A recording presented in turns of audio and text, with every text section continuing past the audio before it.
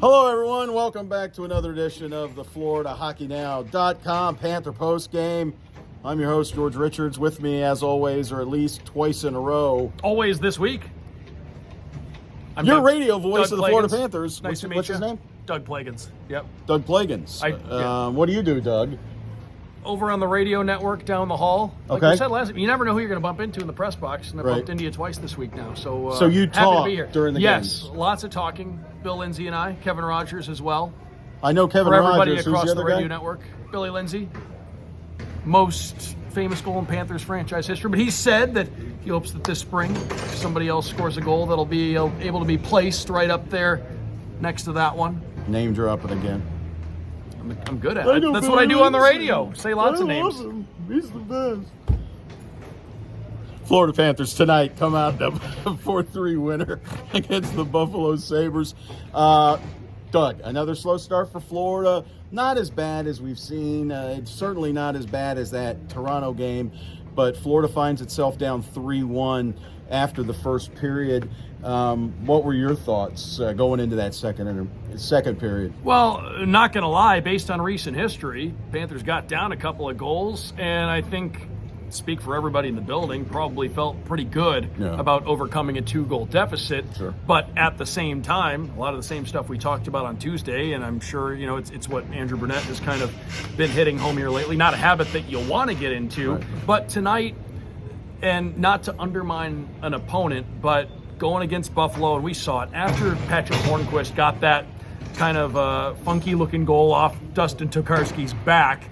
That really ignited the comeback, and then at that point in time, the Panthers were just too much for the Sabres. Too much. And you felt it. And it was one-way traffic for the rest of the second period. And after they got a couple of power plays, the Sabres kind of were able to stop the bleeding and even things out momentum-wise a little bit, but you still just felt like the Panthers were just, it's like Billy said on the air, it's like a snowball rolling downhill and it just keeps getting bigger and bigger and bigger. That's the way it went for this Panthers team, and you just felt like eventually they were going to get this thing done one way or the other, and I know for them, happy they got it done in regulation because now they're heading on the road. Quick turnaround for them. Right, they've got a quick flight. They're probably on their way. They are on their way right now to Fort Lauderdale International for their flight to Nashville. Florida Panthers playing the Predators on a back-to-back. Just real quick, the Florida Panthers don't score. It's 3-3. Panthers score twice. Like he says, Patrick Hornquist gets things going by banking one in off the down Dustin Tokarski. And then who scored the third one? It was Giroux, Hornquist. Giroux, and then Hornquist, and then the tying goal.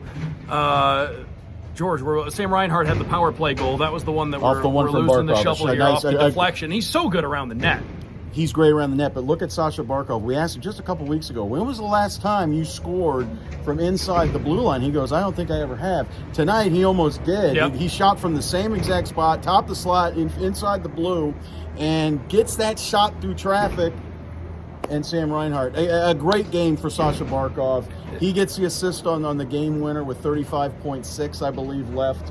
Again, Sasha Barkov, he doesn't have a single goal, but the Panthers get 2 goals directly off what Sasha Barkov. And this was something I was thinking about a game or two ago, and I'm really only basing it off what I've seen when they've had the 5-forward configuration on the power play. But Alexander Barkov, you throw him out there, I bet if you put him anywhere. I bet if you gave him one season as a defenseman, by season 2, he'd be contending for the Norris Trophy. I think his hockey sense is that good that it's off the charts. You put him anywhere on the ice, give him one season to master the position, year 2, he's contending for the Norris. So, I think with him, he's one of those guys, you could put him anywhere on the ice in any situation, and he's going to succeed. But Sam Reinhart had that great deflection in front, and then Sam Bennett in the final minute, in the waning moments of the hockey game, gets his team-leading 7th game-winning goal. So there he is once again to come up big when the team needed one most. We're going to wrap this up. Florida Panthers, again, another win. I believe they're 8 points up on Toronto. Does that sound right? At the moment, in-game math fuzzy, but I think that is where we are right now. 8 games up on second, and up 8 points up in the Atlantic, 6 points up on Carolina. The Hurricanes lose to the Islanders tonight, 2-1. So Florida, and they're, I believe, a chance to be tied with Colorado as far as that race for the President's Trophy is concerned. Yeah. Check your local sports scores in the Herald tomorrow. Page 8C is usually where the sports agate is. I just wanted to, just real quick, we've seen all these, we know the 4 teams in the Atlantic, and this is going to be it for us because we've got a flight to catch too. We're going to the Yingling flight deck down there. You like that? Yeah. I threw in a Good drop in. It doesn't sponsor us. Dynamite drop in there, Monty. Yeah, thanks. He's not the best in the league for nothing, folks. We've seen all the up-and-coming teams in the Atlantic. Who are you liking right now? I'm kind of liking these because we've got Buffalo, we've got Detroit, these rebuilding teams. Montreal I'm not counting as a rebuilding because they just, whatever. They've Ottawa, Detroit, Buffalo. I know you're a Detroit guy. What are you looking at right now as far as the also-rans coming up? Well, it's tough to say. These guys are battling hard, the Buffalo Sabres. Now, what they're going to, and they've got their big defenseman, Owen Power. It looks like he's going to be joining the roster pretty soon. Right. So they'll have him joining the fold, and Darlene looks like he's really taking stride. And you can tell with this team, Alex Tuck's been huge for them, and he's come in, made an impact immediately. And the big nice thing with, addition. And the big thing with him, Mark too. Pisic's been a great addition. Exactly, yeah. And guys like that good to have in the room, but Alex Tuck, I heard an interview with him, I believe, on Sirius XM right after he was acquired, and this was when he was still working his way back from injury, but he's a guy, he's from upstate New York. He wants to be a Buffalo Sabre. Liked his time with the Golden Knights, but he wants to put that Sabres jersey on. He wants to be a part of this thing. I think it's important for them to have guys like that, and they're battling hard for Don Granato. He's done a really good job with that group. They're getting stronger as the season's gone on. And he has since last year when he took over. You could tell that with the Jack Eichel situation, both parties needed to get away from each other. And Sam Reinhart needed to get away. And Kevin Adams held out and got a pretty good haul for Jack Eichel. They look like they're in a good spot now. The one thing with Detroit,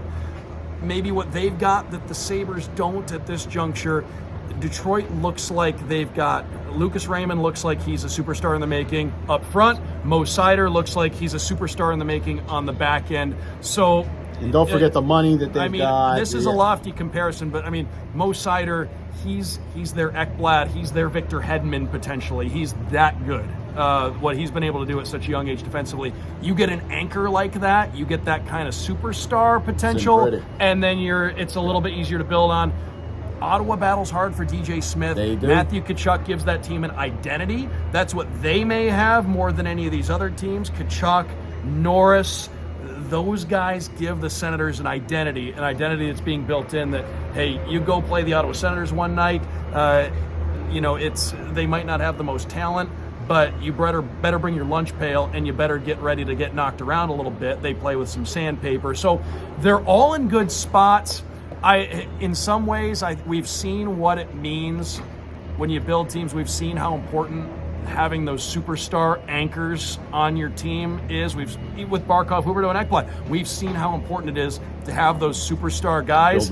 That's where I think Detroit may have the edge on the other two, because I think they've got two bona fide superstars there. If I'm comparing them to the other, I guess, transitioning teams in the Atlantic, but man, it's close, and it shows you this is a deep division that's only getting deeper. This division's going to be a nightmare. Yeah, Boston might be the team, and we keep saying every year, is this the year Boston drops Falls back? Off the cliff. Well, nope, they haven't yet. We've been saying it for the last 5 years. They're going to be third in this thing. Yep, maybe second. Yep, it's a crazy division. There's not a free night in the Atlantic. It's made for a lot of exciting hockey, and I know tonight everybody who was at FLA Live Arena was more than entertained. Again, the games that are most entertaining for the fans, maybe not always the most amusing for coaches, but tonight everybody who was here was entertained. The Good Panthers, crowd tonight. and they got win number 50. And hey, Friday night games in the National Hockey League, there aren't always a ton of Friday night games. The NBA has kind of historically owned Friday nights. I know with my experience in the minor leagues, ECHL, American Hockey League, your teams fight for Friday nights because it's always a fun night. People like it, and you can tell tonight. You don't get a ton of Friday night games, but when you do, it's a fun thing. People enjoyed it tonight. Guess what we're having next Friday night? Panthers hockey. The Jets coming to town. Could be a Jets team fighting for its life. Now, that's on that note. Well, we were just talking about this before we went off the air. Panthers in Nashville. Quick preview for all the folks out there tomorrow. But Roman Josi, he's having a historic season on the back end. Norris, he's close to the Norris. He's getting it. And he's pretty much got the thing locked up. But with the Panthers, heading down the stretch. We talked about the last 20 games or so. They had one of the most favorable schedules in the National Hockey League. So it's going to be good tomorrow to see the Panthers get a test. It's going to be a very desperate Nashville team. Tough road test. And Saturday night in Nashville. And a team tonight, Buffalo, they don't throw the body around a lot. Tomorrow, Nashville likes to hit. Going to be a little bit different looking game. And again, a slow start like tonight, they're tomorrow. done. Yeah, the start's got to be good tomorrow because desperation is going to be ratcheted up. That is going to feel like a playoff game in Nashville tomorrow. Desperation, thy name is Predators. Is that good? That's a good tie-in for tomorrow. All right, Panthers folks. And the Predators. Thank you for joining us tonight. Tomorrow, teams that their nickname starts with P and ends in Ers. Doug Plagens, ladies and gentlemen, joins us here on the Florida Hockey Now Panther postgame. Don't forget, hit subscribe here on the YouTube channel. We're going to be doing a lot of live stuff as soon as we hit 1,000 subscribers. Tell your friends, tell your congressmen, tell your clergymen. Subscribe to Florida Hockey Now YouTube and visit us at FloridaHockeynow.com. And your friendly local neighborhood hockey announcers.